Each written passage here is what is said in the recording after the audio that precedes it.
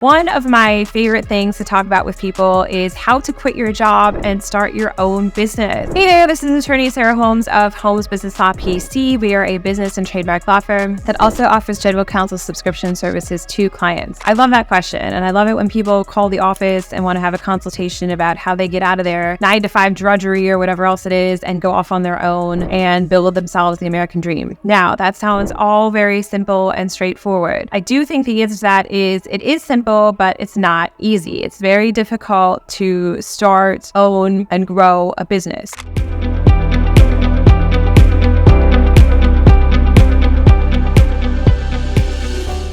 So the more you know beforehand, I think the less likely it is you are to become a business failure statistic. So what is it that you really need to know? Number one is know what your goal is in starting your own business. We find that people that start without a goal are the ones that tend to flounder after a period of time and are the ones that consider going back to having a job. So by that, I mean, what is it that you really want to do and why would you want to own your own business? There's a lot of obligations that come along with it. I think sometimes it can be made to look a little too easy. It's definitely not easy. And you have to know what it is you want out of this. So it could be something like, I have been working for a while and I just want the freedom. Okay, if you want freedom out of starting your own business, you may be displeased to discover that within a couple of years, you don't have the types of freedom that you thought you might have in running your own business, because once you're the boss, the buck stops with you. So if something happens in your business and you're on vacation, well, too bad. Like if you're the business owner and you haven't put proper employees in place to deal with that issue, it's going to be on you. Whereas while you have a job, most of the time you can go away on vacation. You don't have to respond to emails or phone calls, and you can just have peace and quiet. So if it's about freedom, you can have that running your own business, but you have to think about how you structure your business very carefully. For the freedom people, it's really important that from day one, you plan on a business that's going to involve you getting some help, meaning you may need employees, you may need independent contractors. You're going to need other people to support you in that quest for freedom, because you just cannot have your own business where you have the type of freedom that you probably want and be the one doing everything in the business. It's not going to work that way. You might be able to run it that way for a while and until you grow it, but that's not going to be the case forever. So you got to think about eventually how you would scale this and how you would involve and hire other people so that you can have the freedom you want. All right, for other people, their main goal is money. They're like, look, I just want to replace my salary. I don't really care how I do it. I just don't want to get another job and work for someone else. I just want to do it myself. That sometimes is a different kind of plan, because that freedom doesn't matter so much. For this type of person, you just have to hustle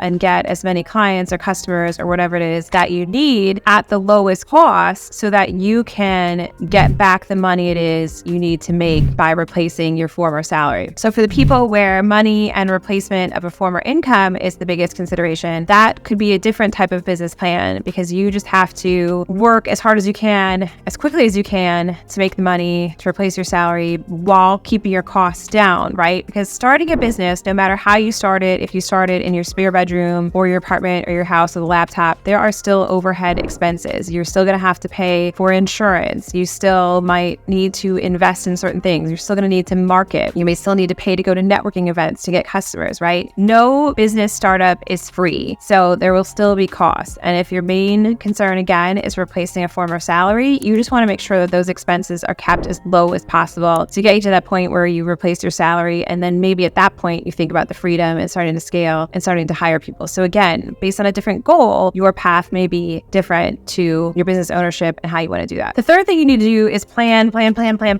We see so many people that want to start businesses or are startups with no business plan. And a lot of it is just an intimidation factor. They don't really know where to start. Even for people that we see have some type of plan on paper, they might send me 2 pages typed in Word. Most of them, I would tell you 99% of them, have no financial projections. The financial projections are the absolute most key piece to your business plan. I don't care about the executive summary. The marketing plan is important, but it's still not more important than your financial projections. If you don't have financial projections, you have no way of knowing knowing if that business is going to work or not, or if you're going to make a profit, or if you can replace your salary, or if you can hire people. The business plan and the financials that go with it are absolutely key. If you're intimidated by the financials or creating them or don't know how to do that, there's not to worry. You don't have to worry about Excel spreadsheets. There's software you can use that will automate a plan that's very inexpensive. We personally recommend liveplan.com to people. And so that's a great place to go to do your projections to make sure it's going to work out. So the other thing is to have a plan when you quit your job. So if you're going to give 2 weeks notice, have that business plan in place so you can look and see, okay, after 3 months of doing this, I will break even in my business. And I know that I have enough savings to live on after I quit my job. Or maybe you have to wait to quit your job until after you have some clients on the side. You have to see what your job permits you to do, because obviously if you have conflicts of interest at work, that's not a great thing either. So if you have questions about starting your business or even want to have a consultation, I do offer people VIP days where we can go over a plan, go over what you want to do, see if it's feasible, and give you a lot of feedback and hopefully set you up for success. So feel free to reach out to our office. Our number is 215-482-0285. Thanks.